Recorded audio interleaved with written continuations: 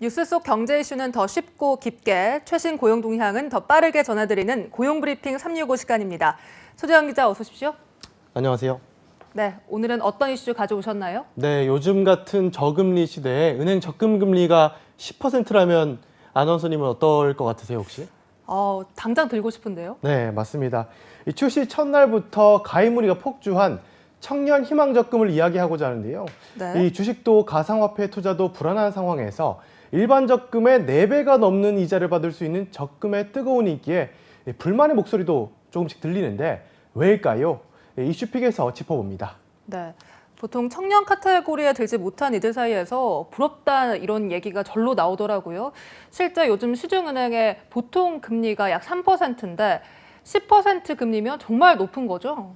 네, 그렇습니다. 사실 3%도 안 되는 곳이 굉장히 많은데요. 네. 이 청년 희망적금 시장에서의 반응 아주 뜨겁습니다. 청년 희망적금은 만 19세부터 34세 청년의 안정적인 자산관리 지원을 위한 상품으로 2년 만기 상품입니다. 매월 50만 원까지 낼 수 있으며 만기 땐 시중이자에 더해서 저축 장려금을 추가로 지원받을 수가 있습니다. 네. 여기다 비과세 혜택까지 고려하면 최고 금리는 10.4%까지 올라가는 상품입니다. 예를 들어 매달 한도가 50만 원씩 2년간 적금을 붓는다면 원금 1,200만 원에 이자 75만 원, 정부의 저축장려금 36만 원까지 더해서 최대 1,311만 원까지 받을 수가 있는 셈입니다. 네. 그래서인지 나오자마자 가입자가 폭주하면서 은행 앱이 멈출 정도였다고요? 네, 그렇습니다. 실제로도 제 주위에도 이렇게 청년 희망적금 들려는 사람 많아서 물어보니까 이 은행 앱의 접속이 평소보다 이렇게 지연되거나 안 되는 경우가 많았다고 했습니다. 예, 실제로도 이런 경우 굉장히 많았는데 평소 중장년층이 이렇게 주로 찾던 은행 지점 창구에도 이례적으로 청년들의 발길이 이어졌을 정도입니다. 보통 연 5% 이상의 고금리 적금 특판은 우대 조건이 까다로워서 제대로 혜택을 받기가 어려웠고 이런 와중에 연 10%의 안정적인 이자 수익이 청년에겐 희망이 된 셈입니다. 또 최근 주식시장과 가상화폐 시장의 하락세가 이어지면서 안정적인 수익을 낼 수 있는 고금리 예적금 상품에 대한 관심이 커진 것도 있었던 측면이 있었던 것으로 풀이됩니다. 네. 정부도 이렇게까지 뜨거운 반응은 예상하지 못했던 걸까요? 신청자가 폭증하면서 가입 기간을 더 늘렸죠? 네, 그렇습니다. 이렇게 가입자가 폭증하면서 금융당국이 신청 기간을 늘리기로 했습니다. 금융위원회는 최대한 많은 청년층이 청년희망적금 가입 기회를 얻도록 신청 기한을 다음 주 금요일인 3월 4일까지로 연장한다고 밝혔습니다. 네. 이 기간 동안 가입 요건을 충족하는 청년은 모두 청년희망적금에 가입할 수가 있게 됩니다. 네. 워낙 신청자가 몰리다 보니까 은행 앱도 먹통이 됐습니다. 그래서 앱으로뿐만 아니라 직접 영업점에 방문을 하기도 한다고요? 네, 그렇습니다. 이 신청 첫 주에는 오부제로 시행이 됐습니다. 네. 하지만 이번 주부터는 출생 연도와 무관하게 영업일 운영 시간 중에는 아무 때나 가입할 수 있게 됩니다.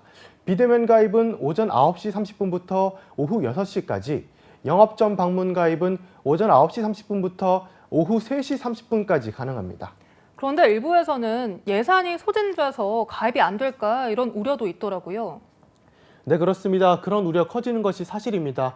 당초 정부 사업 예산으로는 약 38만 명이 가입할 수 있었는데 출시 전 가입 자격 조회에만 200만 명이 몰리면서 이 조기 마감 가능성이 제기되기도 했습니다. 모바일 앱 접속이 어려울 정도니 얼마나 빠르게 마감됐는지 느낌이 오시죠? 네. 예, 그래서 주 후반부로 배정된 청년들은 예산이 소진될까 봐 걱정을 하기도 했는데 그래서 정부에서는 예산 증액을 협의해서 더 늘릴 방안을 찾고 있습니다. 네. 신청 조건을 둘러싸고도 잡음이 좀 있더라고요. 어떤 내용입니까? 네, 신청 조건은 만 19세에서 34세까지 연소득 3,600만 원 이하가 가입 대상입니다. 우선 소득 요건이 현실과 맞지 않아서 사각지대가 생길 수밖에 없다는 지적이 나오는데요. 문제는 지난해 소득은 올해 7월이나 돼야지 확정되는 겁니다. 이 때문에 재작년 소득을 기준으로 청년 희망적금 가입 대상자를 정하다 보니까 재작년에 소득이 없었다면 가입을 할 수가 없는 것입니다. 지난해 일을 시작한 사회초년생 역시 대상이 아닙니다. 게다가 소득이 없는 취준생들은 가입 대상에서 제외돼서 불만의 목소리가 터져 나오고 있는 실정입니다.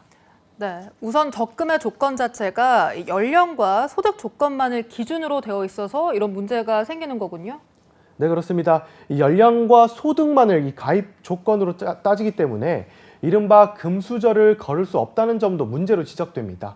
게다가 요건만 맞추면 외국인도 가입을 할 수 있어서 내국인을 우선해야 한다는 주장과 함께 40, 50대 중장년층은 세금만 내면서 혜택에서는 소외되고 있다는 불만도 여기저기서 이렇게 터져 나오는 상황입니다. 네, 오늘 한 컷 이슈는 어떤 소식 준비하셨습니까? 네, 시대가 바뀌어도 평가 대상으로서 누군가의 앞에서 이야기를 하는 건 여전히 어려운 것 같습니다.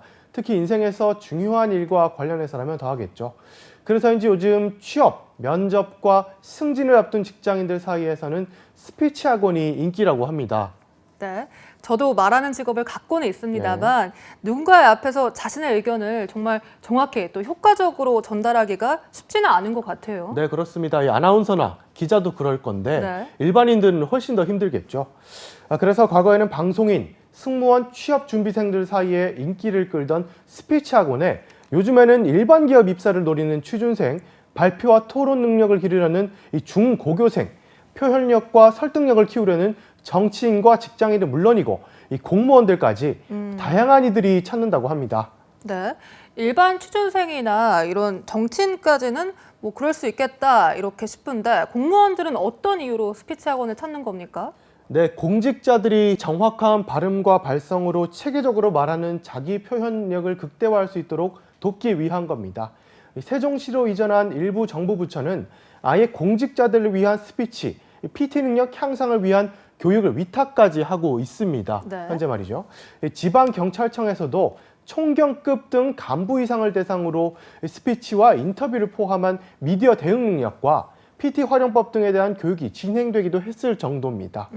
이 표현의 시대라고 할 만큼 이 좋은 콘텐츠를 갖고 있더라도 효과적으로 전달하지 못하면 사실은 그 의미가 적죠. 그런 만큼 앞으로도 이런 스피치 학원을 찾는 이들의 발길은 더 늘어날 것으로 예상됩니다.